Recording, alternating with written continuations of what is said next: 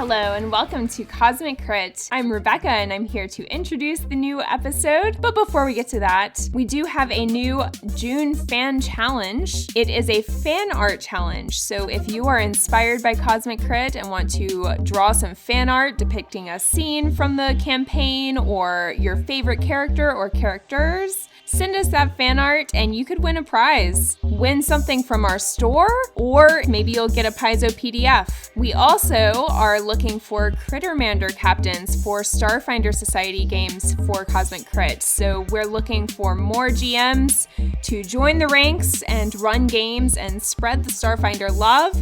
And if you run some games for us, then you could get some Cosmic Crit swag and Paizo stuff. Also, you'll get to play Starfinder with some pretty cool Crittermanders. So check out our website for details on how you can become a Crittermander captain. I also wanted to give a quick shout out to Blazork, one of our good friend of the show, who represented us at PaizoCon. So none of the players were able to attend this year. We're really sad about it, maybe next year, but Blazork went and spread the good word about Cosmic Crit, so thank you, Blazork, for all that you do for us.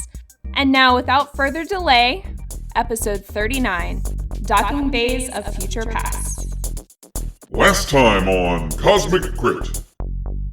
We board the Drift Rider and set our course for Negior. Alindra had a vision about strange aliens who were also studying the stellar degenerator.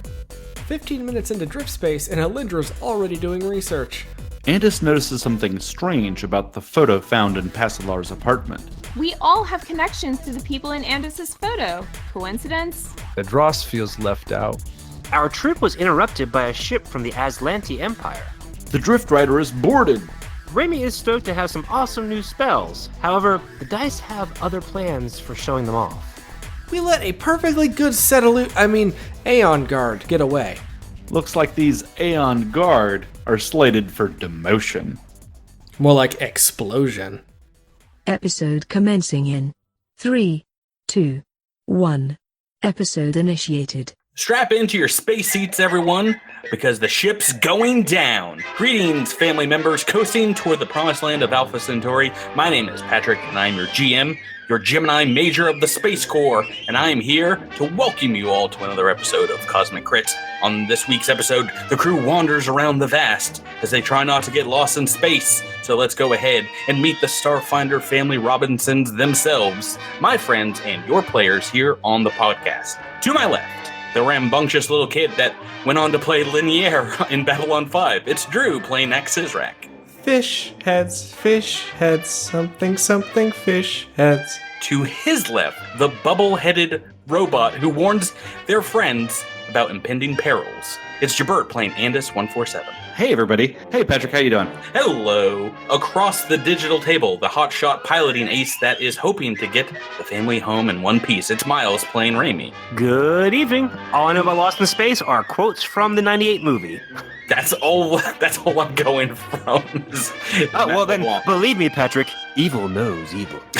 And to his left, the awkward middle child with a pet alien that goes bloop bloop, Rebecca playing Alindra Vallis. Hello. And finally, to my right, never fear, Adros is here as someone that is always getting the gang into shenanigans. Tyler playing Adros Veronis. Bloop, bloop. Hey, everybody.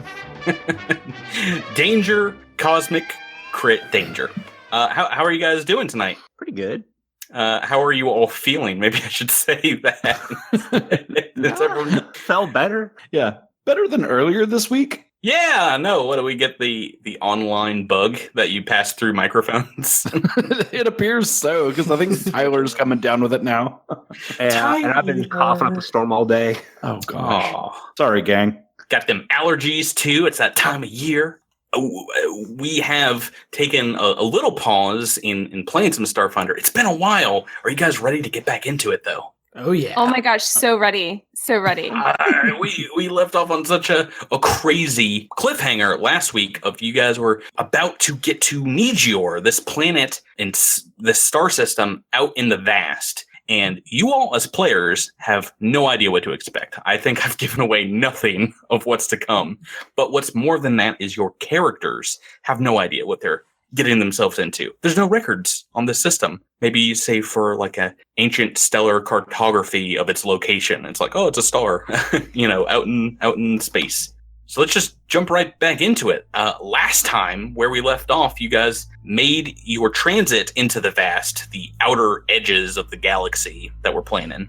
The furthest reaches away from Absalom Station, which is kind of like the heart of the galaxy where drift travel is easiest. And we rolled it up randomly. This journey is going to take you 19 days. And we're at about the halfway point where you were all spotted by this enemy vessel of the Aslanti Empire. And you took on the Aeon Guard, managed to kill one of their crew, while the other one self-destructed their vessel. And that's where we left off. Sound about right? Yep. So, you all have time to crack open the weapons and armor on the dead Aslanti soldier. And Andis or Raimi, if you're taking a look at them, it seems like all of the gear is genetically locked to, whoever it was given to. So if you try and pick it up and fire it, it just doesn't shoot. The gun doesn't work. The armor is rigid.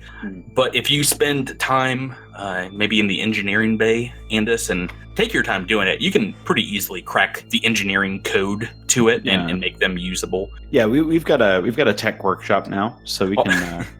And you have like 9 more days in this journey, so now I'm going to make us roll it. But yeah, I think it would normally take like half an hour or so to like crack the technology. So you can take 20, as it were, to unlock. That's way better than my plan, which was weekend at Bernie's it.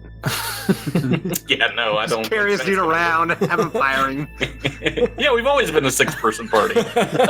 Right, exactly. Why are there 2 goblins strapped to the back of that dead soldier? Yeah, can I make an engineering check to rig up a system of pulleys and strings? Of cantilevers and goblins. Right. How many UPVs does it take to make some cool sunglasses?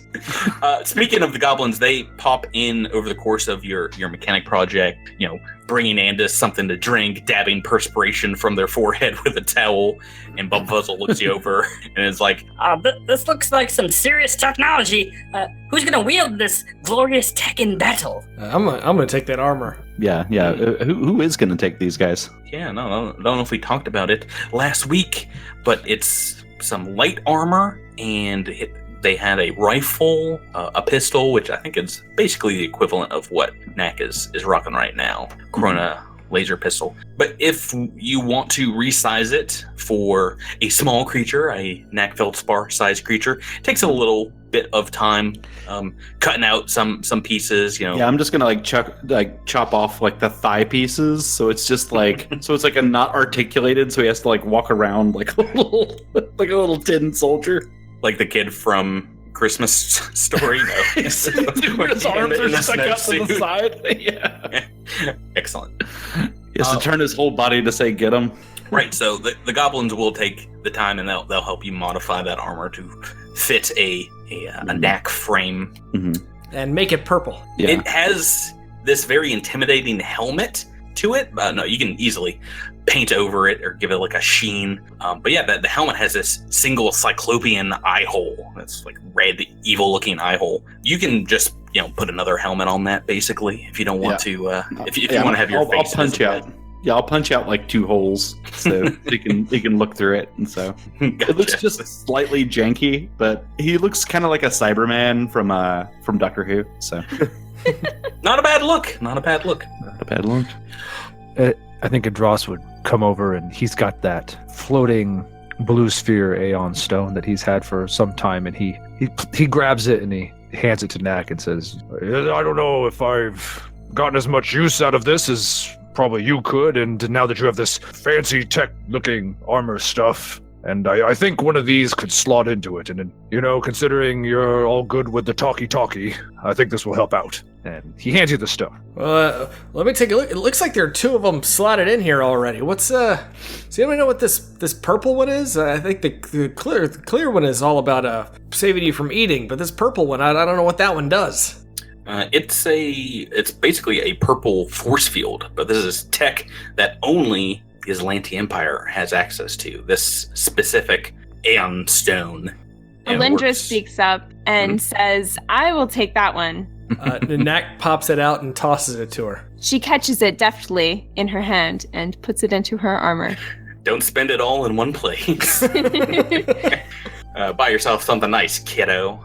So, Drew, for you, the blue sphere Aeon Stone gives you a +2 to perception and a +2 to sense motive. That's what I wanted. So, it will help, I guess, with perception rolls, but I don't know if that sense motive will stack with the many bonuses Nag gets to sense motive as an envoy. Let's get back into it. So let's fast forward a bit. You guys have the rest of the trip on the Drift Rider, which goes swimmingly. It's uneventful, and you get to the countdown where you're about to exit Drift, get to the Nijior system, and immediately Galara starts working overtime, feeding telemetry data into like the monitors. As you exit Drift space, a holographic projector pops up of the data that she is tabulating. And slowly this 3D hologram of the system you find yourself in, this distant star system, begins to form. And through the view screen, you can see that there is a large yellow sun in the middle of the system, and it is formed into a beach ball sized orb hologram floating in the middle of the bridge. Galara comes up and says, Nijior system, pact designation DY 9.35629. 9 planets, 3 Class J gas giants, 1 Class N, 1 Class Y, 2 Class H, 2 Class D. Examining these, it looks like most are just small dead rocks, and the others gas giants. What do you all want to do? I'd like to make a physical science check because I'm an astronomer, to see if I am familiar with this system at all. Go right ahead. That's terrible. So I rolled a natural 1. Makes sense.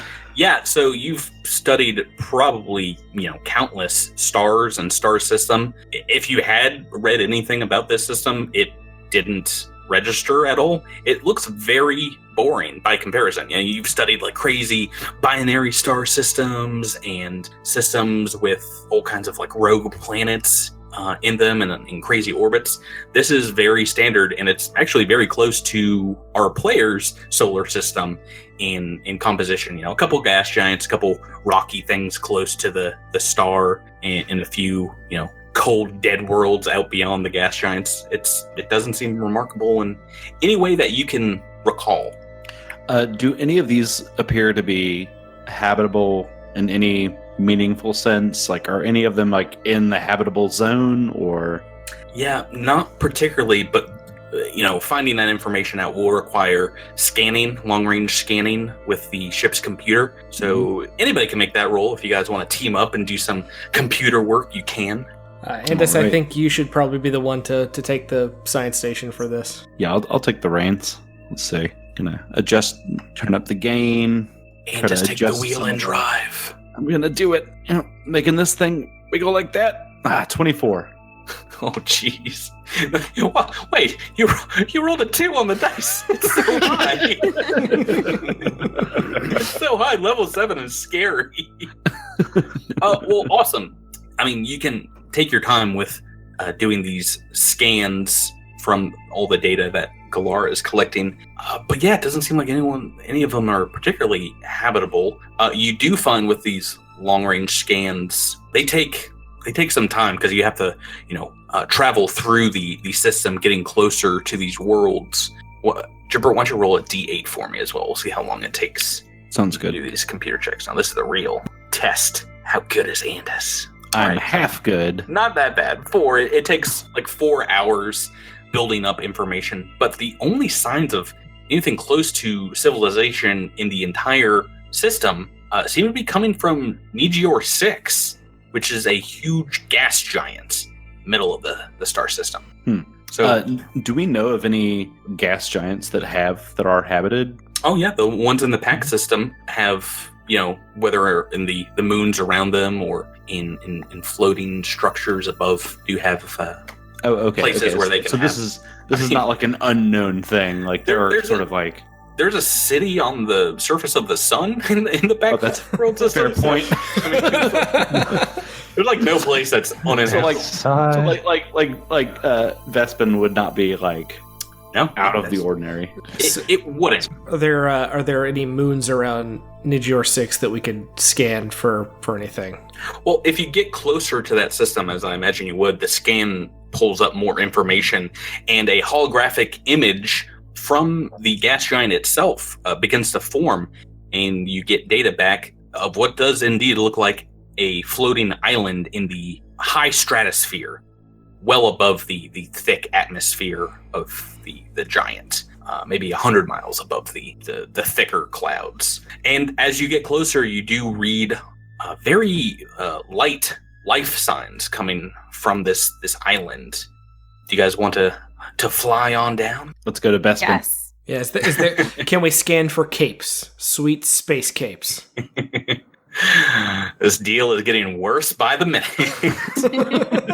You guys don't write this API deal. Crossing out all my dialogue here. So yeah, when you get closer, you do see out the port side window as you draw into the gas giant Nigior 6 some structures, dozens of buildings, but it looks like mainly it's overgrown with vegetation, large trees, and as the 3D display populates, you can tell a lot of the buildings seem to be destroyed, toppled over into rubble. And just with your computer check that you made as you're getting closer, you notice that there are energy signatures coming from the island, but not as many as you think there would be.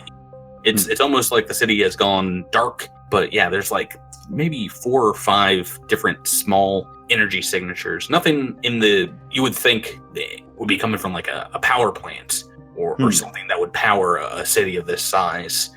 You also bring up with your scan, it looks like the construction materials on these buildings are thousands of years old, They were built maybe millennia ago. So very old structures, many destroyed. Interesting. So looks like what we're looking at here is some ruins, which I suppose is not totally unexpected, given... Now we got to traipse around some elven ruins. Now we get to come across some alien ruins. Why can't we ever go anywhere nice? When this is all over, Idris, I'll take you somewhere very nice. Oh, thank you. At the back of an El Camino? Maybe.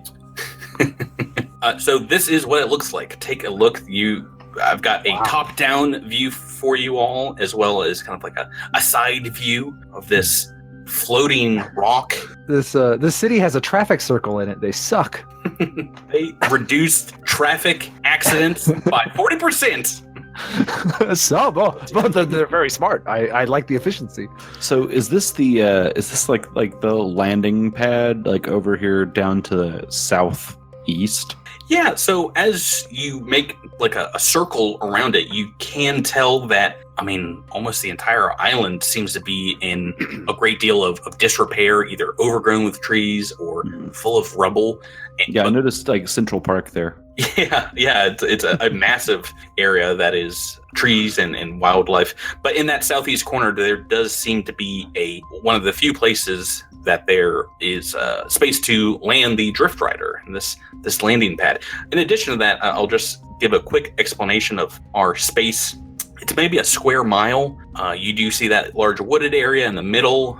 To the northwest, looks like there are fragments of the island that are floating off of the main superstructure and just kind of suspended in air next to it. And yeah, jutting off the southeast side is where you can put the ship down. There are indeed what looks like 5 arms to this landing pad, but only one of them is still intact, an emerald green landing pad. Are you guys putting the Drift Rider down? Yeah, take us down, Raimi. Okie dokie. Floating, as I said, 100 miles above the clouds of this massive gas giant, purple, and pink, and orange. I take it we're going to have to activate our environmental protections on the suits, our armor. Well, so let's get down to the surface. You all, in nearly the first time in 3 weeks, can maneuver the Drift Rider with its landing jets, have it spin around and plant itself on this very solid landing pad. As you do, and you can step outside, venting exhaust and engine coolant in these massive plumes that dissipate in a wind that blows across the island. And it's you can breathe here. It's very thin. It's a wispy atmosphere, but it's not enough that it makes it difficult to breathe.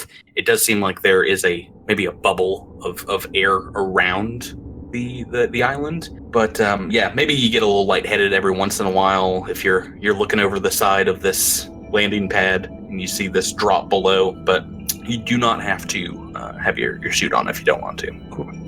Stepping down from your gangway from the ship, you see the ground here isn't green, but nearly every square inch of the underside of the landing pad seems to be overgrown with a luminously green spongy lichen. And underneath you can see the platform material that it's made from is it's nearly opaque, a polymer, and the color of this plant underneath it just kind of filters up.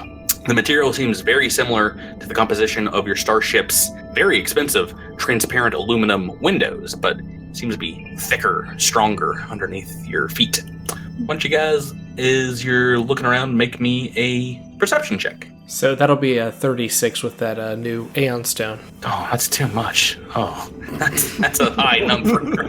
Oh, you got a 19, and Miles, you rolled a natural 20. Oh no, Tyler. I gave up the stone. Edgar's Aeon Stone wouldn't have helped.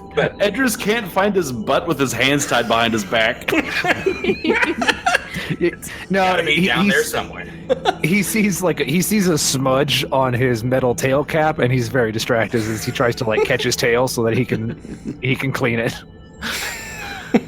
The Drift Rider looks so beautiful sitting on this landing pad. Yeah, it's very good. I don't know that I've ever seen it from this angle. It's very good. I think I have. Yeah, I made up this little map here of the landing pad. As you guys are looking around, you can see towards the middle where you all are standing, there do seem to be some scorch marks, perhaps from a different ship's VTOL afterburner.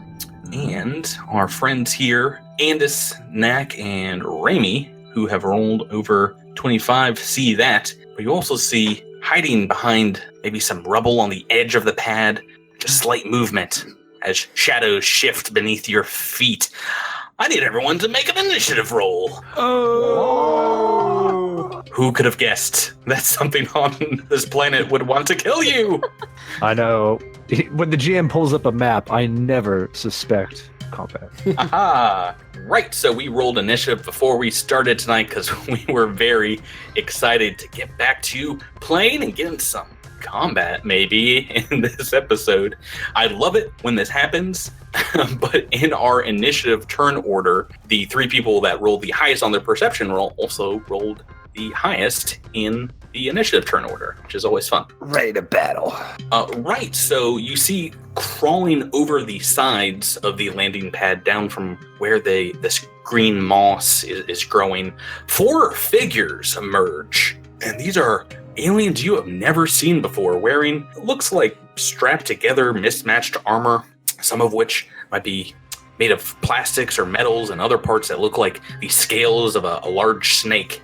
Their faces have mandibles ending in sharp teeth.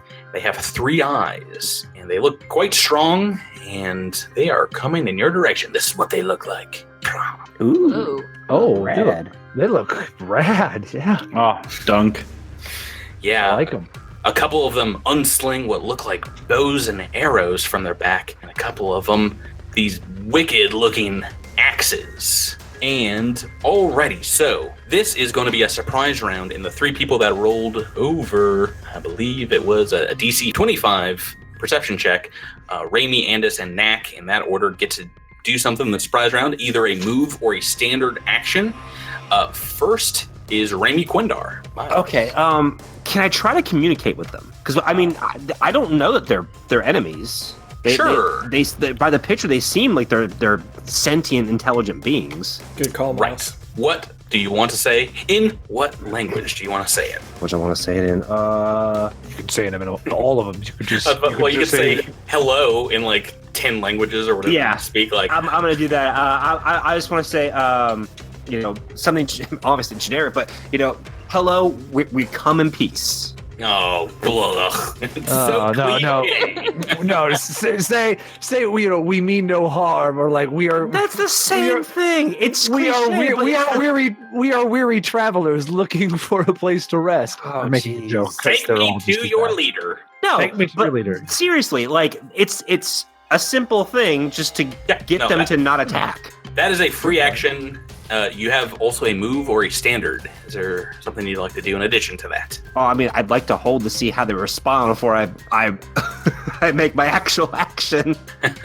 So, I mean, that's basically forfeiting it with the surprise round. Okay, that's fine. That is fine. Andis, 147. Let's see. Are you going to negate to what I just said? Well, With no, one yeah, piece, wham! So right now we have a move action or a standard. In the surprise round, yes. Okay. I'm going to track the gentleman to my right. All right, so towards the western side of the landing pad, that's a move action, so all set there. And Knack Feldspar.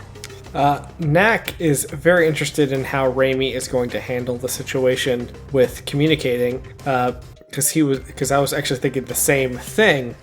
But I guess I can't roll a diplomacy roll at this point.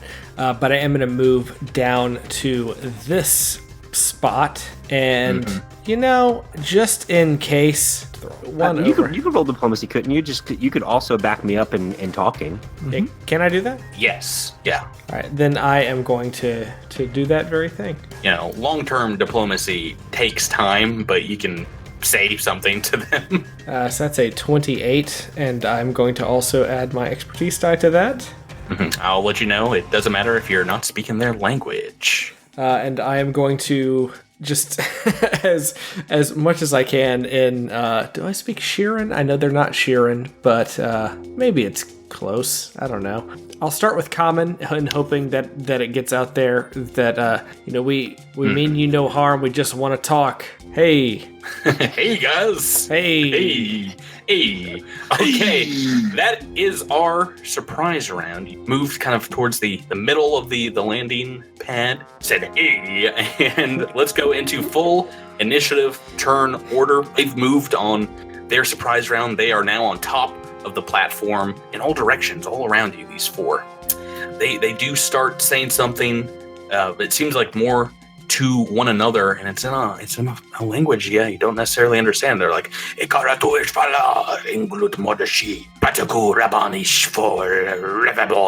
we are in turn one. Raimi Quindar, it is your turn. Yeah, I cast comprehend language. An easy one, right? Level 1 spell. You know what they're saying now. Right, so you hear them talking, getting ready. They're putting a arrow into the bow, and one of them looks like it's about to charge in your direction. So this one, maybe that is closest to you with a bow and arrow, you hear, maybe in a thick accent, but you can understand it now. And it says, "Do not let the demons leave alive. They must not make it to the city." All right, guys, they think we're demons. They're trying to kill us. You know what to do. I love it when diplomacy fails. 3 seconds of diplomacy down the drain.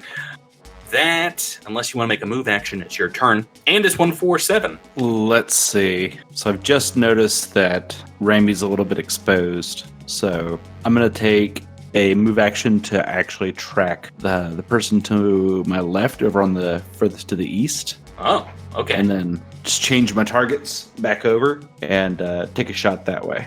All right, so you're like flipping the gun from like one side of the platform to another. Right. Yeah, I was sort of like pointing it back and forth and sort of like trying to hold him at bay. But once Raimi was like, "All right, it's on," and just like finally commits to a target and then takes a shot. 22 on the attack. A 22 against EAC as a hit. Yes, that'll be 16 points of damage. Ooh, very nice. Oh, whoa, that's a lot. Okay, yeah, that is a hit. Heavens to Bortsy. You see, a massive hole from your laser bolt open up. This thing's armor just goes right through, and it looks hurt. And as your turn, now it is their turn. This one does look like it was about maybe to fire in Raimi's direction. It's taken its arrow, and it's going to fire. I think I'll fire a couple times, and aim this one for 7. Actually, no. It's gonna fire. It's gonna fire a single arrow. Notched single arrow. What is your KAC? Oof, probably doesn't matter. My KAC is 22. 22. I've rolled a 16. It is indeed a hit, and I've rolled a 6 on the dice now, because this is a bow and arrow. This counts as an archaic weapon, which means if you are wearing like basically any form of normal armor, you take 5 less damage. So I've rolled 10 points of damage, so that is 5 that you'll be taking. All right. And I'll be telling you all the updated information, so that is what you will be taking, because everyone's wearing armor here. Let's see, who else is going to get hit with arrow? This one down in the southwest corner is going to take a shot at Knack Feldspar. And what is your KAC? My KAC is... It's a new number now. 23. Ooh, I would have hit if you had not gone already. So you would have been flat-footed. But that is a miss. Yeah, the arrow soars right past your head. Missing, I rolled a 12 on the dice there. Let's go ahead to these two that have pulled out battle axes, and the two closest to them, they are making a charge. And that's one to Edros Varanus and one to Alendra Valis, both of whom have not acted yet. Just a little bit behind, you're looking around, you see all 4 of these guys rushing at you. They have these huge battle axes. This one's going to bring it down on Edros Varanus. Ooh, so close being an 18. That has a 5 on the dice. That's going to be a miss against KAC. I can tell you that. And against Alendra Valis, this other one comes up, and Raimi, you hear him screaming out, "Die, devil! Die, devil!" And Alendra, you hear just this crazy, shrill alien language as he brings another axe down on you. Okay. Natural 1 on that dice, so I believe that's going to be a miss. Pretty bad one. Yeah. And believe it or not, this combat's going just about exactly how I thought. We're back to Knack Feldspar. All right, so in preparation for this, I am going to use Get 'em, and I'm going to spend an RP to have it apply to everybody in the combat arena, everybody in 60 feet, which I have moved to make sure that everybody is. Oh, you sneaky little rat man. Yeah. I'm also going to quick draw from a cheek pouch my arc pistol, my good old arc pistol, which does nothing, but I want to set it to stun. Okay. And right. I'm pretty sure the guy in the northeast, this cat right here, is the one that has already taken damage. Is that correct? Yeah, that is the one that Andis 147 shot at. That is the one that I want to shoot stun damage to. Okay, you're just within range on the arc pistol, I'm guessing. What's the range on the that? range on that one? I don't have it in here. I think it's only 50 feet. Actually, is it only 50? It's all good. Go ahead and make that attack roll. We'll see what comes up. Yes. Right. So it would be a 16 with Get 'em. Guess what? We have to look it up. To the core rulebook, everyone. I'm so used to shooting my Corona, which is like a... Is it a pulse caster or is it a static arc? Should be a static arc. It's like the basic. Okay, so yeah, arc 50 pistol. feet. Is it 50? Oh my god, I had that memorized? That's no. Yeah, because you are just outside of that range increment. That is a miss. Blast a miss. Roll better than a 3 on your attack. Yeah, that too. That too. Next in the turn order, Edros Varanus. This one has charged up to you and missed really bad, even with it. In addition to that -2 on the charge. Edros sees him miss very bad and just kind of turns to everybody and goes, should we just knock him out? Should I kill him? I mean, they're kind of cute. I don't know. What are we doing? You do you, buddy. Thinking maybe knock him out? I don't know. Diplomacy might win the day here. As I said, they think we're demons. Yeah, well, I look like a demon. All right. I can just choose to do non-lethal damage, correct? With your weapon, there's a negative if you're not using something that has the non-lethal weapon property, a negative. What's the hit? -4? I think so. I can look it up in just one moment. Well, let's roll it. Oh, we're gonna play that game again. Yeah. So basically, instead of turning on powering the plasma Doshko, he basically just has a staff. He's just gonna like hit him in the head with the staff. Yeah. And this is gonna be a kabonk. That's gonna be a 25 to kabonk. Well, yeah. Definitely gonna be a hit. It is just a -4 to the attack roll. Okay. 21 to kabonk. 21 is a hit. 23 kabonking. Oh, jeez Louise. So this one has not been hit yet. So you just bring this thing across its face, and it looks pretty stunned and confused, but hurt. Obviously, that's going to hurt anybody, a kabonk of that stature. Alindra Vallis, you're up. I'm not sure how to do non-lethal damage, so I'm going to just use my solar weapon one time and hope that I don't actually kill the thing. Oh boy, you think very highly of yourself, don't you? Accidental murder. Well, I was going to do a full attack, but everyone's like trying not to kill him. But apparently, we don't speak their language anyway. So, is there really any point in trying to save these guys? I mean, it's not only you don't speak their language, you don't know what language they're speaking. Right. I mean, I guess there's a difference here. Good guys would say just because you don't speak the language doesn't mean that doesn't give you the right to kill them. Bad guys would say kill them because we don't care. No, I understand what you're saying, but if they're just going to kill us, I mean, how are we going to use diplomacy? Somebody wanting to kill you doesn't mean it's right to kill him back. But spoiler warning. Sure. Well, no, it kind of does. You can defend yourself. Spoiler warning. I'm going to attack you on my next turn. Right. All right. So I'm actually going to go against the group and just full attack on this guy. Oh, boy. So we'll see how this goes. So that's a -3 to attack. So that's a 26 to attack. Hit. It's not even including get him, right? Yeah, it doesn't even include get him. Right. And that's 27 damage. 28 damage. Ooh, yeah, that hurts. It's actually, I forgot, but because I used the RP, we have to add +2 to all of these damage rolls that we have not been adding +2 to. Oh boy. So 30 damage? 30 points of damage. Yeah, you slice into this one, this weird looking alien, and it looks taken aback. It is hurting right now. Second attack? Can I try diplomacy first, like in between, or do I have to? Come on! Oh, come on! Can I make it so there's no consequence to my action? You're not going to be able to diplomacy this one. Right. I'm kind of thinking that. All right, so I'm going to attempt my already second told everyone I attack. think we're demons. All right, I'm going to attempt my second attack. So this is a 19 to attack, I think? 19? Yeah. Against KAC, that is a hit.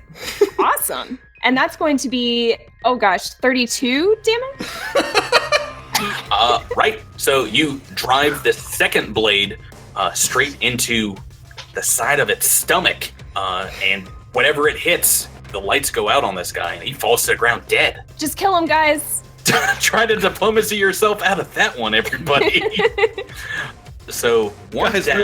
They're way easier when you just chop them in half. It's so easy. Diplomacy is so easy.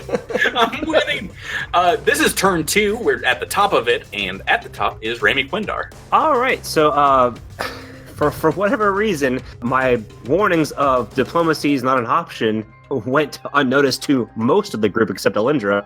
So I am going to attack the fellow on the far east. By himself, that is in my clear line of sight. And I am going to cast Arcing Surge. Oh boy. Big old line of electricity blasts from your fingertips. Ooh, that's a lot of damage. Let's go ahead and see if this thing can jump out of the way of some of it. Oh, what is the DC that I need to beat on reflex?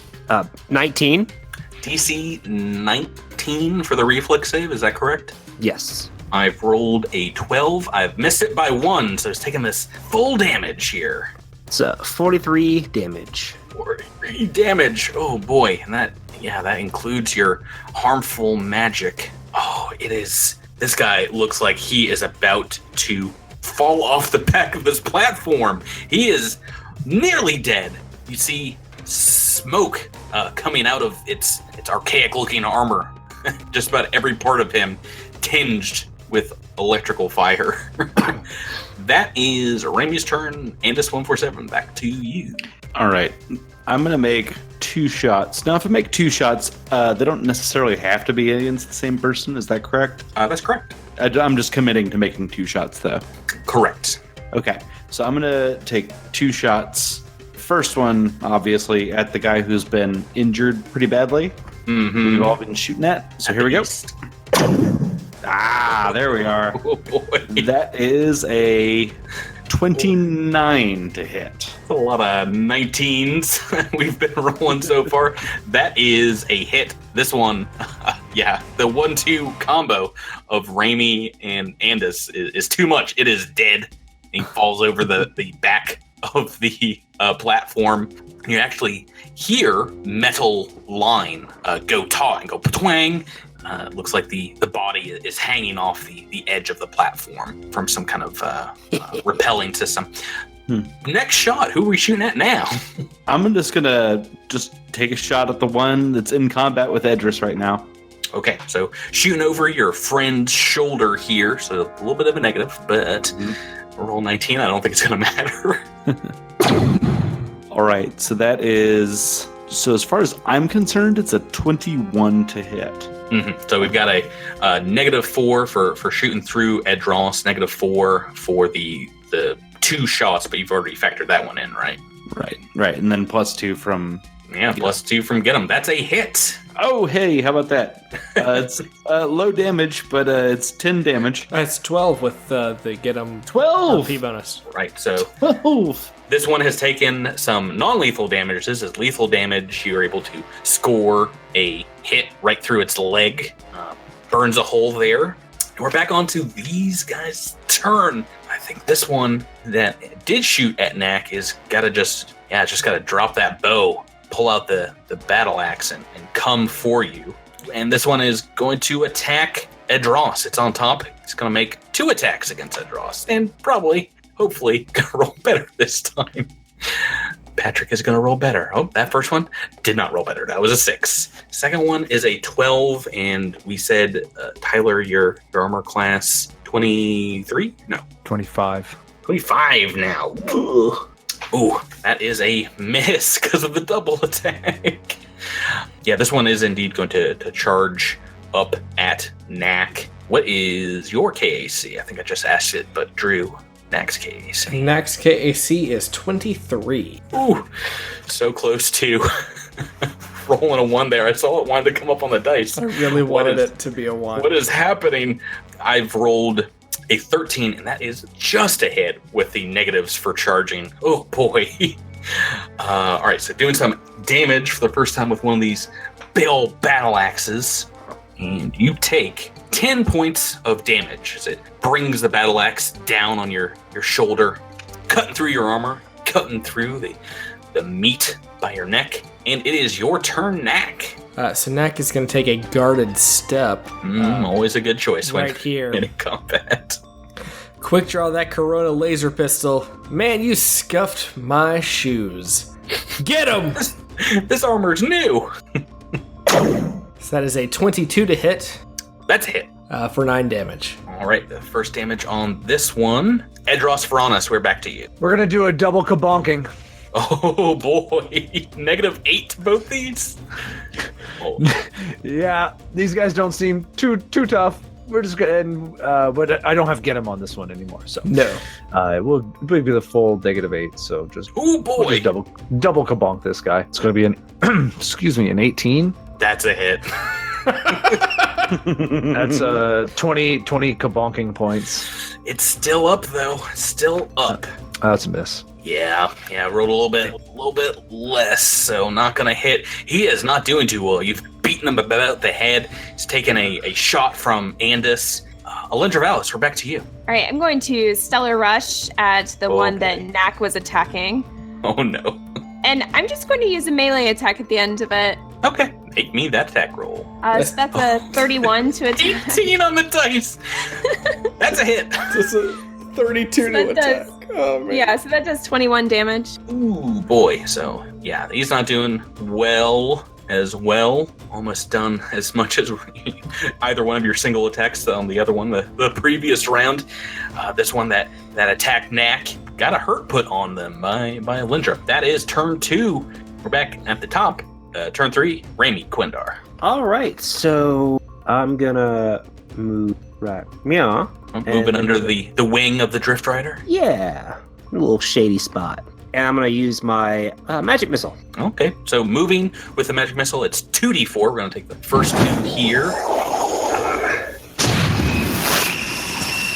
That's 7, attacking the gentleman in front of Edric. Already, so it only had, I believe, 5 hit points left, so that's just enough. He goes down. Does seem like this one is still alive, though. It'd take a lot of kabonking. She's unconscious on the ground. And it's 147. Back to you.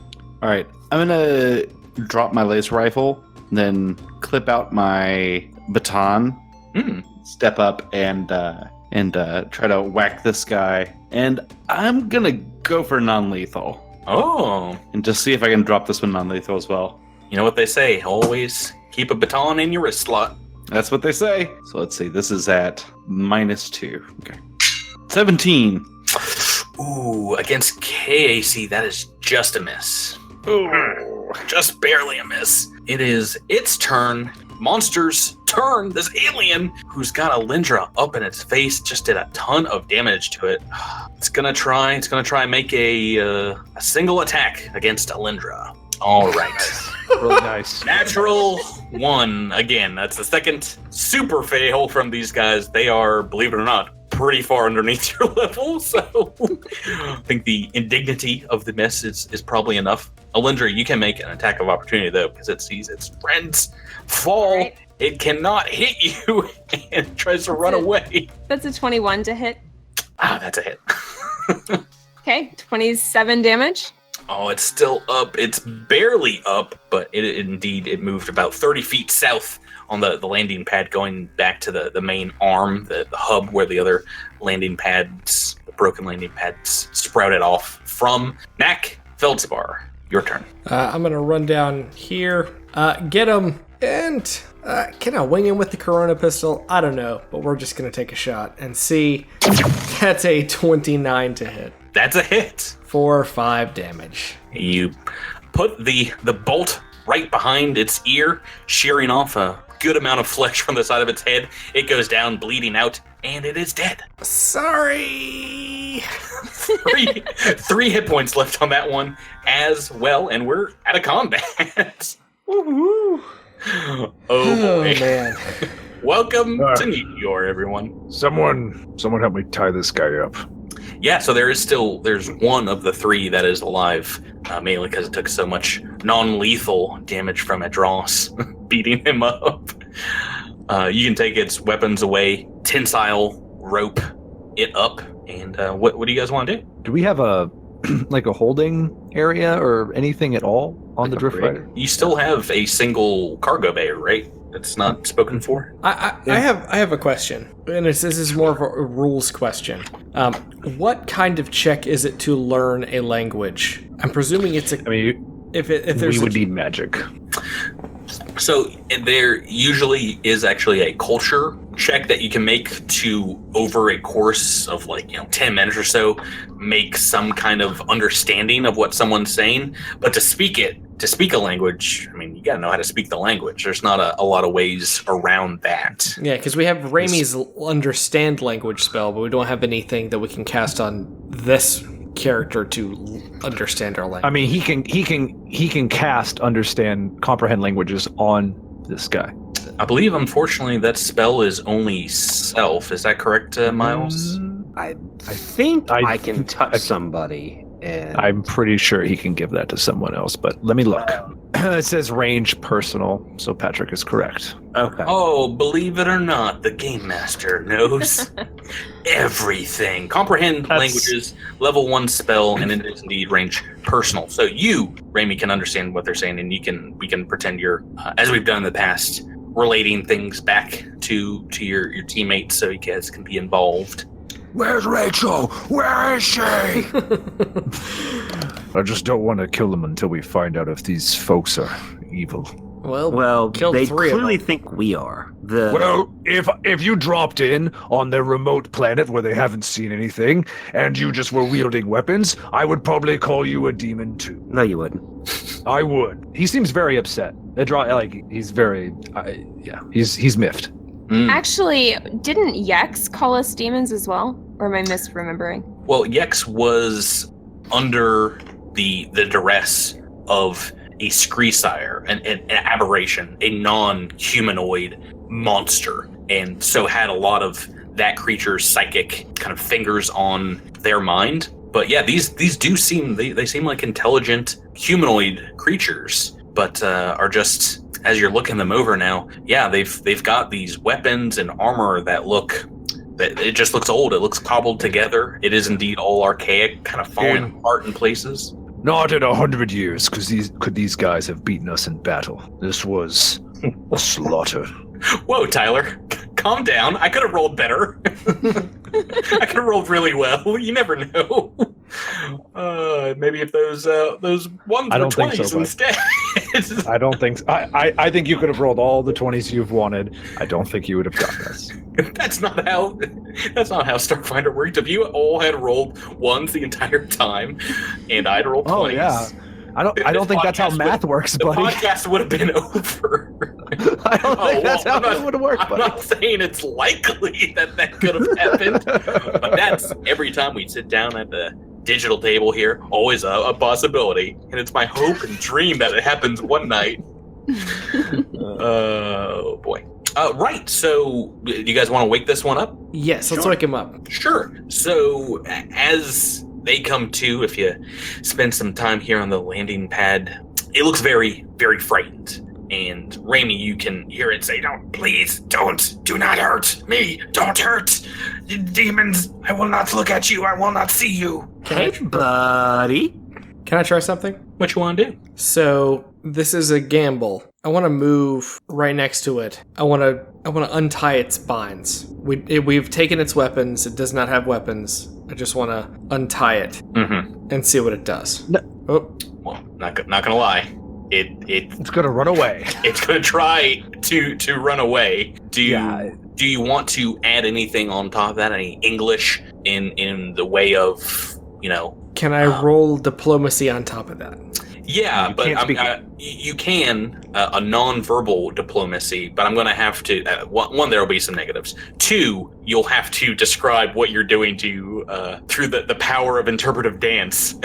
Get across to this creature that you are not a threat. Okay, so imagine, Knack, do you have some kind of cute Isoki dance that you do? I'm making eye contact with it. In some cultures, not very popular. I'm holding my hands up without weapons in them, so that it sees that I'm unarmed. Got 3 eyes on this creature's head. Which eyes are you looking into? All of them. Oh, all right, so like kind of darting back and forth there. Make me a diplomacy check. This is going to be pretty hard. So that's a 28, and I can add my expertise die to that. You're going to have to, because that won't be enough. Which is a 30. Oh, yeah, it is. It is freaked out. It does indeed scramble backwards, maybe on its back, kind of like crab walk style back, and goes towards your ship, bumps into Raimi. It does look like it is about to bolt. Ba weeb gra na weeb ninibang. Yeah, it's just like absolutely freaking the pronk out. And Raimi, you hear it say, "Don't kill, do not, please." So I try to make motions that we are not trying to kill it, or him or her. Okay, once again, that unfortunately will be diplomacy. Oh. Okay. Yeah. Nice. Oh boy. Yeah, so you can show your hands as well. It just doesn't seem to get it. It is getting increasingly frightened. Okay, I have a question. So I have comprehend languages, and I also have telepathic message. Can I send a message in its own language since it's not spoken? Unfortunately, no. You can understand, but you cannot communicate, even telepathically. If you want, to enter this creature's mind with a hymn, a melody, perhaps you can, but you can't speak. You don't even know what language it's speaking. Does anybody else have any ideas? Because if not, this guy is gonna bolt out of here. So just to confirm, is it speaking Triaxian by any chance?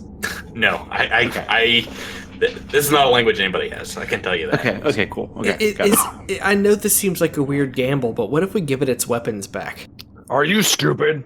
I mean, I'm gonna back Edros up on that one. Look, you already untied it. Now it's running all over the place, and now you want to give it its weapons back? And if it tries to hurt us, it's not going to be able to, and we will kill it almost immediately. Maybe just let it go. Maybe giving it its weapons will show him that we're not monsters. We're not demons. I mean, I know it thinks we're demons, but you could try to correct that interpretation. You know what? We're gonna step over here. You give him the weapons back. See what happens. No, fine. Here, give me the dang weapons. And Adros takes the weapons and just hands it to the guy, and then just makes a shoo get just whatever, leave. Right. So this alien looks very taken aback, and Rami, you can understand it say, "You want me to go?" So Rami nods in response, we're not trying to hurt you. Terror on this thing's face as it moves over to the closest dead ally that you've left here on the pad. Pronket. Takes a knee next to it and takes a bag off of its body, and then books it, runs out of the pad. Well, that ended about as exactly what I thought it would. Yes, we're Starfinders. We're supposed to be very adept at making first contact, and we've killed aliens that we have no knowledge about. It's a good start. Well, let's at least look over the bodies of the other three, see if we can figure out anything else. It looks like you took something off of that one, so never see that again. That was worth so many credits, you guys don't even know. It's like the most expensive treasure you would have gotten this entire campaign. I'm just kidding. I wish that was true. Right, so you find on the three aliens this armor that they're wearing, this kind of mismatched armor that they have on them. 3 battle axes and 3 bows and quivers of arrows, and a curious handheld device on one of them. And it does indeed give off a faint magical aura, but it's not like anything that you've seen before. Can I cast mysticism on it? So to identify it, you can do a skill check, a mysticism skill check, and I'll tell you right now, it is DC 19 to figure out what this thing is. Ooh, oh boy. Good roll there. 29, 16 on the dice.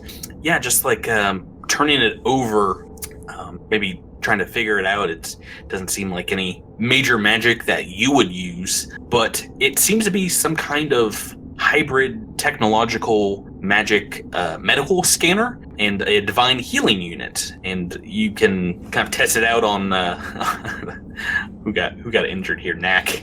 Test it out, waving it over them. This works like whenever someone wants to use medicine, the skill untrained, they can do that now with this device to make a long-term stability check, and use the device for first aid. And the check, then, if you're using this, you have it out. The DC for the medicine check for first aid is only DC 10. Oh, wow. Oh, nice. Basically, it's like the medical device from Star Trek, I imagine. You guys, there's not anything written on this, but you can tell. I can tell you all from the AP. The name of this is a instinctive stabilizer. So is there any benefit to somebody who has it, who has medicine trained, or is it really just designed for people who are not trained? You can the first aid DC is 10. So right. I don't think it'd be super useful for you because I think you're still you're auto completing probably even without that, right? Yeah, medicine check of 20. Mm-hmm. So, yeah. Yeah, I've got a 6 medicine check, so that might be handy, but I don't know if or +6 to medicine. Who's got something close to that? I bet Raimi's is not bad, but yeah, Knack might be a great fit for that.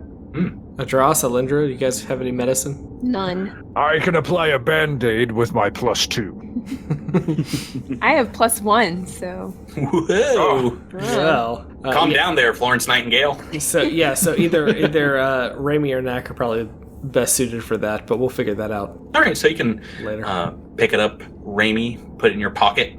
Let's see here.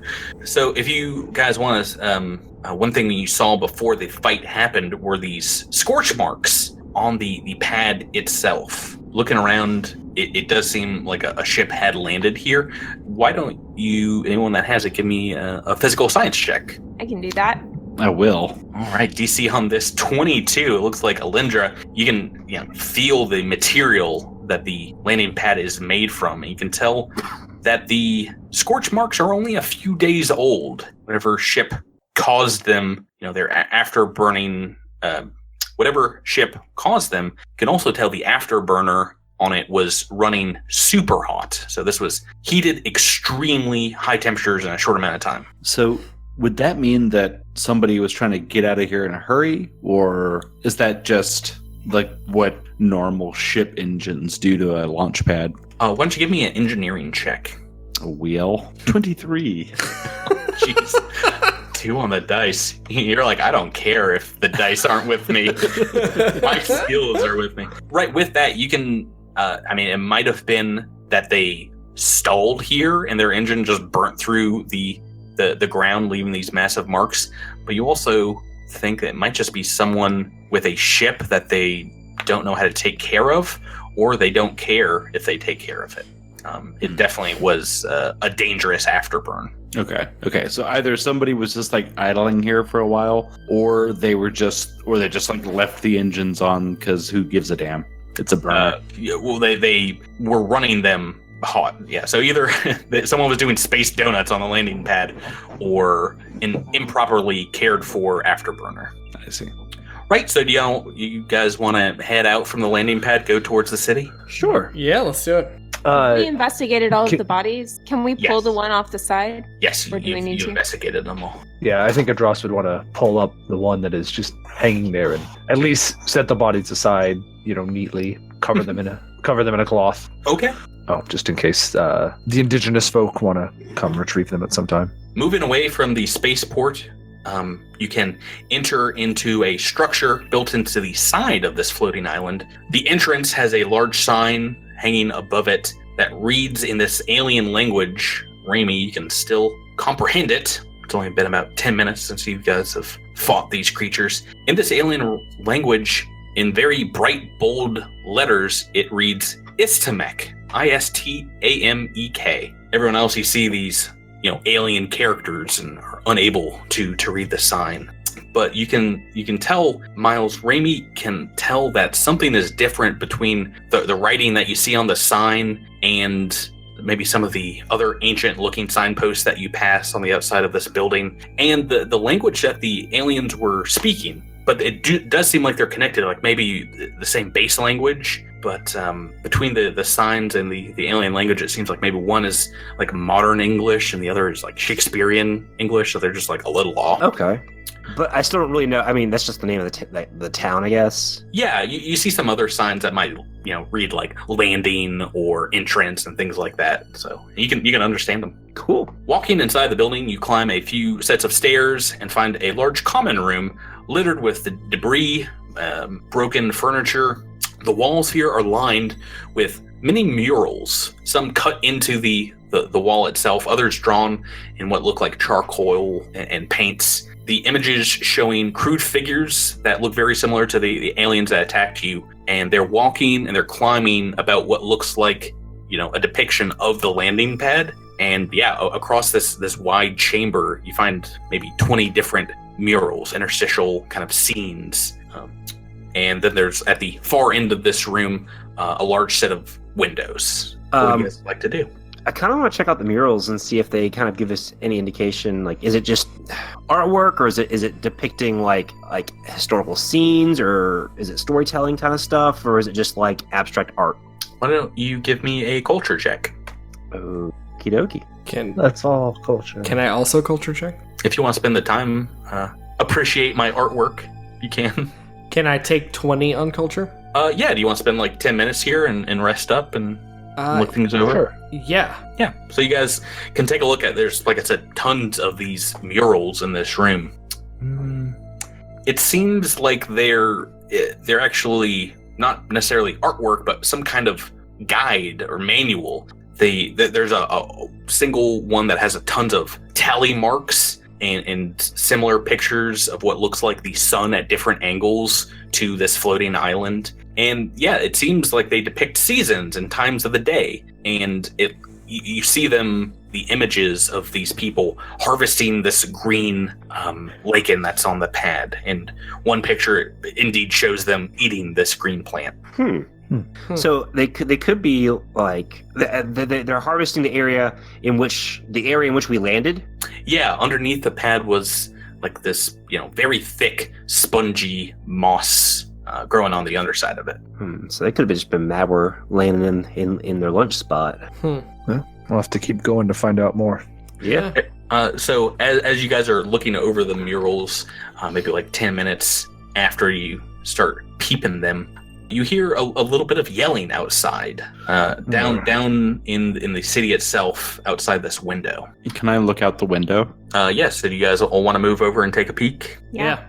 Is the language that we hear the yelling in any language that we understand, or does it sound like the language of the characters that we just met on the landing pad? It sounds like the same alien language, and you can hear it very distantly. When you guys move to the window, you see a wide avenue below, a story below, and a large group of these alien creatures, about half of them in the same kind of chitinous armor of the group that you just fought, and the other in what looks like more simple clothing, not armor, made of fibrous cloth and crumbling plastics. And go ahead and give me a perception check. Okay, so we've got some rolls here. Knack and Alindra, do either of you have mysticism? A little bit. You can roll it for me. You can also key in, I don't know, maybe Raimi who has it, but you see the half that's unarmored of this group has a very, very familiar symbol wearing around some of their necks on leather straps or patches kind of sewn into their clothing. Looks like a shield with an upside down teardrop in the top going through the middle. Hey, Raimi, look at this symbol. Do you know what that is? Alindra, what'd you get on the mysticism check? I rolled a 19. Right, Alindra, you are pretty sure you've seen this symbol in the Pact world before. And it's the symbol of a deity you've actually seen on Absalom's station of Talavet, a lawful goddess with roots found in community and tradition, very often worshipped by Kasothans. I think you've seen it on your Kasothan Starfinder contacts, sash that she wore. And just 147, if this is pointed out to you've seen Talavet shrines on Absalom Station, and they're like small gathering places that are open and welcome to all species. But yeah, half of these aliens seem to be wearing that on them. Even in the Vescarium, Talavet was well known. Yeah, so I guess it is a god that can go the distance, as it were, because you are on basically the other side of the galaxy right now from Absalom, almost as far away as you can get. So are they surrounding the building that we're in right now? Is that No, these two groups, as you watch them, they seem to be struggling. Half of them brandishing weapons. You see one push one of these Talavet followers, pushes them to the ground, and all of a sudden one of the armored warriors brings up what looks like a spear and just pushes it into the one on the ground, and you see a dark crimson blood spill out of a wound that it makes. They seem to be fighting, maybe some kind of robbery. We need to go help them now. Yeah. Andis busts out one of the windows and starts shooting the laser rifle into the air. Wait, I have a question before we jump in. Can we tell from this distance whether these appear to be natives, or do they, These Can are we tell all by their the clothes and weapons? these are all the same aliens that you fought. Oh, okay. Okay. Yeah, this is They're the same clothed alien. in the same way as the ones that we fought and stuff. About half of them have very similar looking armor, the other clothing, but they are all the same alien species. You don't know what it is. Right. Okay. It seems like some sort of class disagreement. Let's defend the followers of Talavet, and hopefully then they will help us. Andis busting out the window, shooting in the air. You see a number of these armored warriors kind of look up in your direction. Yeah, and the same look that the alien on the landing pad gave you as it ran away. Just shock, fear, terror in their eyes, and they bolt. Yeah, that's right. Andis yells, "Hey!" You do the yell from A New Hope of the right. Yeah, so they are spooked easily indeed and take off. And by the time you guys get down the stairs out onto the street, there's just a group of these clothed aliens kind of As we're going down, I warn everybody that they're easily spooked, but they will soon return and in greater numbers. Oh boy. Would it be possible to pull up the just like a big symbol of Talavet on a datapad? Do you have a data pad? Oh, absolutely. Yes. Nothing's easier. Yes. just like strapped to my arm, just like I hold it up, just like check it out. Right. So as you come up to this group, yeah, anyone can make a mysticism check for me. It seems like they are praying over the expiring body of their friend who's still on the ground, seems to be bleeding out. Oh, I rush to help. Ooh, boy. So, Alindra, you can recognize this as prayers to Talavet. Raimi, you've seen this before, but it looks kind of a little wooden, some of their movements. Maybe they don't know exactly what they're doing because they're out of sync. As soon as you run up and they're spooked, they jump up off their knees, kind of back away. Raimi, you hear them say, "Oh my, what are these? Who are they?" You're Andis administering some kind of some help. Yeah, if I need to expend serums, I can do that, or I can just make a medicine check to try to stabilize. Yeah, no, you can do that. Go ahead and what did Andis roll on that medicine check? That is a 39. Go what? 19 on the dice. That'll probably do. That'll probably get it done. Yeah, so you can start administering care. It does look like it's bleeding out pretty badly, but you are able to stabilize the wound. Raimi? Yeah, so I wanted to... So I rolled a 30 on my mysticism check, and I wanted to go up slowly and continue praying in the same way in which they were, to kind of put them at ease and to show them that I know their customs and I'm trying to align myself with them. Okay, yeah, so with the 30, you can mimic easily a follower of Talavet's kind of like prayer motions, like raising the hands up above and like doing some like wide arm gestures. And it does seem to put them at ease. You hear one of them say, "What is it doing? What?" And one of them looks unafraid, kind of rushes up to its friend on the ground and looks you dead in the eyes. Andis 147. It's like they are here to help. Perhaps she looks over her friend where you're patching up this wound and tries to help. And she looks at all of you and says, I am called Grixil. She thanks you with the words of the unknown. Come here, you all as friends, correct? Am I the only one that can understand this? Yeah, you can, like I said, you can relay it to everyone else. So I relay that to everyone else and then turn to Grixil and point to myself and nod in yes to her asking if I'm a friend. Right. She kind of like sees you making this head gesture and kind of mimics it, and you see it give like a hand gesture back in your direction, like a little like hand wave that seems to be their affirmative. And it's like these ones are not here to hurt but to help.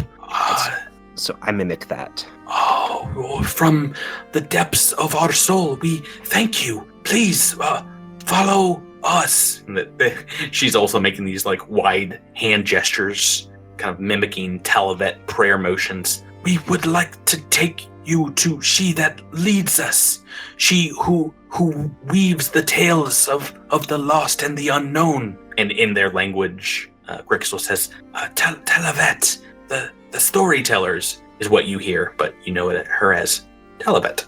So I turn to the rest of the group and say, she's taking us to their leader. Well, that worked out. Very good.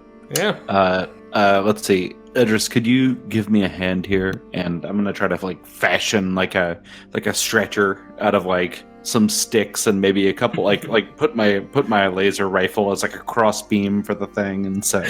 Well, with your medicine check, you are able to give hit points back to this creature. All right, so I'm able to get this person sort of back up on their feet so we can just sort of support them. And they're definitely still wounded, and it will take some time to heal up this wound in their side, but you've stopped the bleeding, and maybe they lean on one of their compatriots, but they are able to walk along with you all. Okay, cool. Right, so this alien woman, Grixel, leads you towards the west, across the island, and to your right, you see dozens of broken down and very weather-worn structures. Where windows stood, all but the thickest of panes have been broken. There are large piles of refuse that clog most of the streets, and rubble and what looks like detritus, trash, just heaped on high in massive mounds. And to your left, there's nothing. You see the pale dot of the sun illuminated through a haze of thin atmosphere, and the island just crumbles away into the emptiness of space. You're right on the southern edge of the island. Gotcha. And if you take a look down below, it's a crazy impossible distance, but you can see this ocean of thick orange and yellow clouds reflecting the sunlight, and it kind of makes the entire island look like it's in a perpetual sunset. Ooh. Aw, that's pretty. I snap a picture. Vaporwave aesthetics, y'all. Yeah. Time to put on those UPB created shades. So eventually they lead you to a large building in the southwest corner of the island, and it's surrounded by broken and gutted high-rises that have collapsed, and other squat, larger complexes that look like they're in disrepair. But this one's not that bad off, this building that they lead you to. It's long, but a rather short building, not even 2 stories tall. Around it, there are fields of grasses and small gardens, and you see they're tended by 10, 12 of these aliens. Some young, maybe 3-4 foot tall alien children are in like a circle, and they're throwing a hoop amongst them, and they lose concentration and drop their hoop. As you all pass by, you see the same look in their eyes. Dozens of these 3-eyed aliens just kind of slack-jaw, afraid. On the outside of this structure is freshly painted is a large purple sign, and it is a representation of Talavet's symbol, but it's like 10 foot tall just on the outside. This is what the building looks like. Man, it's a little bit of a deviation, but like, boy howdy, would it be nice to have one of those Xenoseekers right now. Oh yeah, no, that's if you have one of those in your party right now, you're set.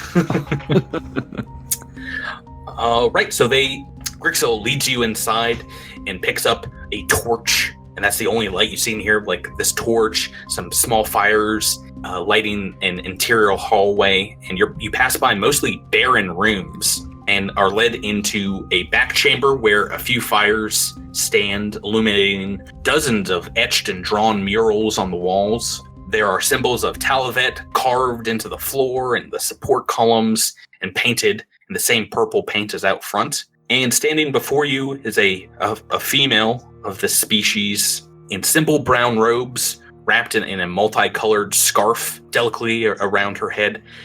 She barely moves as you all file into the room. For the first time, you do not see fear or really any emotion cross her face as she sees you, and she waits for you to kind of stand still and settle, and then moves forward in your direction and reaches a hand out And let's see, she's going to go to the tallest, Edros, first, and kind of gesture to touch you on the forehead. He leans down so that she can reach him easily. You definitely feel some kind of magic being woven upon you, and when she lifts her hand, you hear her intoning, like under her breath, "May her words be shared and her story told." She moves down the line and begins to touch everyone. "May you welcome them to your tribe and understand the path which brought them to your door."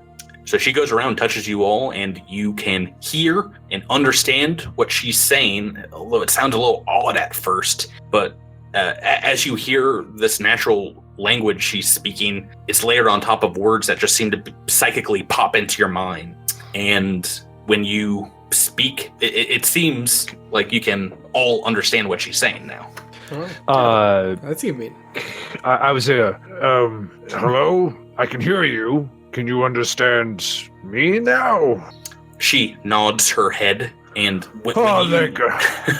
when you're talking, yeah, it sounds like you're speaking both her language and your own. It just magically this is pops amazing. out. Andis steps forward and takes a knee and says, "Mistress, we must tell you. We were attacked when we landed on this rock. There are 3 dead on the pad to the southwest." She nods again and says, "Dark times call for dark deeds. The ultimate judge of your actions, and the harshest in the end will be your own. But that is not to be helped. I must greet you, wanderers. I think I know the answer, but I must ask, did you come here meaning to inflict this pain and suffering, or are you here to set right what has been done to my tribe and my people?" The second one. I mean, we are on the heels of some very bad people that have come from our system, and we are trying to rid the entire galaxies of their evil. If they have come here and harmed you, of course we will fix or try to fix anything that they have done. Who are you all? From whence do you come? We are from the Starfinder Society on Absalom Station, in the Pact Worlds. Starfire. I know not these places, these things of which you speak. What may I call you? Oh, well, my name is Adros. The moody one in the back is Raimi. The short one is Knack. The one with the antenna is Alindra. And the one kneeling in front of you is Andis 147. I love how I'm the moody one, yet I'm the friendly one who's gotten us to this point. You're also the one who decided to murder the guys on the dock, so I wouldn't necessarily talk about Alfred. No, the first death was Alindra's. The most moody of moves. Murder. Now the finger pointing begins. Right. So Grixel comes up and whispers into this, what looks like an elder's ear, and she nods knowingly and says, "And I am Tazael. I lead these peoples here in the cloud side. We are Kish, and we are outcasts from the Kish of Hearth. We survive here on the outskirts, doing what we must. And I was told here by my friend Grixel that you helped to save one of our own, and for that I am in your debt, Finders of the Stars. Why are your people being oppressed? You have come to us in times of woe. I was exiled from the hearth, and these my people followed me. I dared speak out against Zavra the Huntmaster, decrying the desecration of tradition, and he has a grudge against me for it. Now his hunters assault my faithful in the wastes. We try only to defend ourselves, as we do not wish violence upon any who we once called brother and sister, for doing so even in the darkest of times. The times of death and famine is not our way." Why does this one want you dead? Huntmaster Zavra? Yes. He is now chief advisor of Hoifek, the chieftain of the Hearth Kish. I was once among Hoifek's advisors as well, until recently. Zavra has destroyed a tradition as old as our people. He and his followers occupied the Great Temple, and in an attempt to protect it, sealed its doors I stood my ground with the chieftain, and I said I could not let this pass, and I was exiled for my beliefs. This great temple that you speak of, what is its purpose? The temple found is one of our most sacred sites, for it was there our ancestors became mighty and strong, as the tales and traditions tell us. We had it open to all Kish to inspire and strengthen them, but after the attack, Zavra sealed himself and his elite warriors inside. He wanted to keep the strength of our ancestors for his hunters alone, and so I spoke out against him, and after my exile, with me too many Kish that felt the same left Hearth, and we came here to Cloudside to survive. Sorry, you said after the attack? What attack is this? There was an attack on the temple. Strangers, some of whom looked like you, they came and they asked many questions, and then they ransacked, they desecrated the great temple found, and they attacked our people. There were many deaths. Andis sort of looks over meaningly at the rest of the group. Did this group, did they mention anything about a stellar degenerator? Did they wear a symbol that looked like what is it? What did it look like? A red ring with points coming out of it, kind of. Mm-hmm. Yeah, she understands just from that description. It's like, yes, they had armor on with teeth and bone spikes. And I would say I'm surprised to hear you say these words, but stellar degenerator, I've heard it many times in these last dozen days. The other strangers, they said these words as well. Yes, the men wearing the bone armor, they are from the Pact Worlds. They're a type of cult. They seek the stellar degenerator so that they can bring an end to all life across all worlds. When was this attack? They arrived in a metal floating cloud like I have heard that you arrived in, but theirs was a different shape, a darker color, and it looked angry, red and sharp. It was many days ago. I and the other advisors in the temple we welcomed them in, but they attacked with terrible weapons. They slayed my friends, they desecrated the Vault of Tales, and then they returned to their cloud and melted into the sky. We have not seen them since. Do we still have one of those Corpse Fleet insignias on us? Yeah, if you show it, she's like, meh, what? Doesn't seem to be them. Okay, so not the Corpse Fleet. Must be the cult. Oh, she's like, oh, creepy skull. Yeah, this is definitely just the cult of the Devourer. The Corpse Fleet doesn't seem to have made any contact yet. Yeah. Do you have any idea where these evil people might have gone after they left Hearth? She relates that they indeed did see them go back to a metal cloud and fly away. So they left the planet. Yeah, and they don't have the technology to track anything like that, where they might have gone. Sounds like we need to check out this temple, though, to see what they were doing up there, what they wanted, and what they obviously found. Possibly this source of power that she was talking about.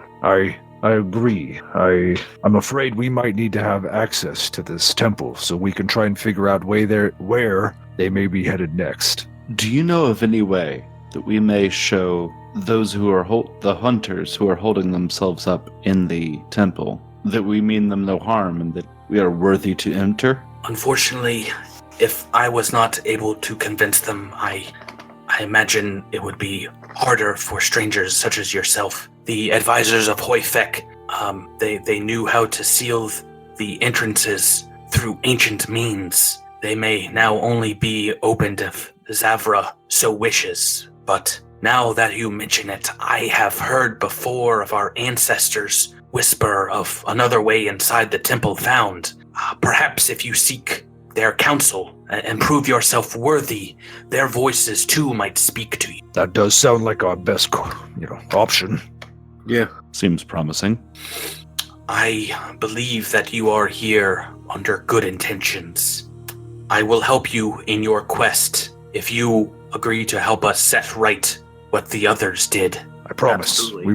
We will help return any semblance of peace that we can. There are 2 locations close by that my people go to commune with the ancestors. They are places of magics and powers, and we have performed many sacred cleansing rituals at these sites. But since Chieftain Hoifek has turned away from his curates and listened only to his huntmasters. We have not been able to go to these places in some time. I warn you, each might be dangerous, and getting to them hard, as other Kish might attack you on sight, given the fear of attack from these outsiders. If you enact these rites, you might be successful, but only if you tell the spirits of our Kish ancestors that you honor the traditions and people of Istamek. Only then can you be deemed worthy. Do we need to say that in a specific language?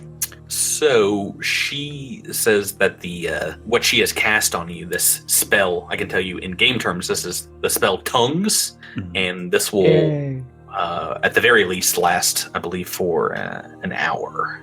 Let's double check here. All right, so we sort of got to get moving.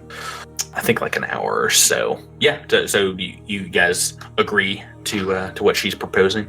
Yeah. Guess so. Let's go. So she says, the first site of ancient power is known to our peoples as a place of healing, contemplation, and science. We call it the House of Renewal, and those Kish who fall ill or there are other things that weigh upon their spirit, they make pilgrimages there to cleanse themselves, and if the ancestors judged them to be pure of heart, they emerge healed and whole. But those ancestors who judge us as wicked, well, those Kish, they do not return, and when they do, they are not the same. The other site of ancestral power is a place that Kish fear, but they should not. It is called by my peoples the Maze of Ghosts. And the apparitions within, though, they are not evil demons, but I believe them to be the souls of our great ancestors given form. The visions there are strongest, but perhaps they are stronger even than the voices heard within the temple found. For you can see and you can hear them. It is a place the curates would go many times to learn about our great people and our ancestors, the founders of Istamek. To learn our history, there you might find answers about your quest. Well, which of these two would you like to travel to first? And I say we go for the maze. Yeah, Andis sort of quails when she mentions the Temple of the Renewal and says, how about that maze? TikTok into 1.7. Right. It's time. Death avoidance is the root of all evil. I'll catch up with you guys later. So Maze of Ghosts is what you guys are picking? Yeah. Yeah, spook house. I like a spook house. She says, head there when you are ready, and if you receive the blessings of the ancestors, please relay to me the story, for I will relate your tale to my people, and I will let them know that not all outsiders are demons from the stars above. We won't let you down. She nods and begins to let you file out of the room, but does reach back and put a hand on your shoulder, Alindra, and it kind of, pulls you back into the chamber and is expecting everyone else to leave. Is that okay with you guys? Yeah, I leave. Yeah. Interest is just walking out like, I can't believe I can speak 2 languages at one time. This is the craziest thing I've ever done. What am I right? even saying? This is amazing. Magic I'm is gonna so order cool. I'm gonna order Hardee's in 2 languages. Oh, good. I think actually, tongues, you can speak like anything, any dialect, any language, only one at a time, but you can still understand several languages at once. I want a big Montana with cheese. Alindra, so she gives you a very knowing glance, kind of looks you up and down and says, Alindra, I did not tell the others, but the storyteller came to me in a vision some days ago. I saw her in the dreaming pool, and that is when I began to worship Talavet. I believe, though, I too saw you there. Is that possible? I wasn't there, but I may have had a similar vision. To be honest, I had a dream weeks ago about a face that I had never seen before any of your kind stepped foot here on Estimek. In the dream, I was telling a young one about our past when then the temple found, and I believe that you were there. You listened intently, and when the dream started to melt, you came close, and I could see then that something was off. I twisted and turned in my sleep, but your eyes were not like they are now. They were black and endless, and I saw something dark, something evil about them. You came up to me, grasped me. I tried to escape. You would not let it, and you leaned in, and you spoke, and I could understand. You said to me, to be continued. There. You're the worst. Yeah, got us. Man, I was actually going to ask if I recognized this temple or this lady from my vision. We're going to have to wait on that until next episode. We find out all the secrets of this place and these people. I'm so excited. Yeah, so, hey, first contact initiated. Second contact, a little bit better, but you've met the Kish of Istamek on the Nijior 6, and everyone's still alive of your party, so put that in the win column. Bonus. Yeah. So this place is known as Cloudside, huh? This part of the island, yeah, where they're living. The other side of the street is a bunch of clouds. But it is the island of Istamek that we are currently adventuring on. Istamek, like Constantinople, now it's Istamek. What do you guys think? It's been some time leading up to this place. What do you think you're going to find in the maze of ghosts? Ghosts? Oh, I hope some spooky spooks. I've just copied an episode of Scooby-Doo for next week. Right. There's going to be a lot of like running out of this door, then going through that one. Oh my god, I would be so happy if that were the case. It was old man Tahoman the whole time. That's right. I'm excited. I think it's going to be cool because, like she said, there are visions. So I think we'll probably all get to. I'm hoping we all get to see our own visions, as well as maybe get to commune with the souls of the ancestors and learn more about this culture's history and maybe how they connect to the Stiller Degenerator. That's what I'm hoping. I'm hoping my visions tune into Boomerang, so I have Scooby-Doo action. Well, yeah, we'll find out next week on the episode as we head on to the Maze of Ghosts. What is going to show up there? I'm very excited. I was hoping you'd pick that one first. Both are fun, but oh boy, let's get into it next time. But before then, thank you all for playing with me. Thank you. Thank you. As always, it's been a pleasure. Say goodnight to everybody out there listening to us. Good night, everybody. Listen to us. And thank Good night, you. everybody. Oh yeah.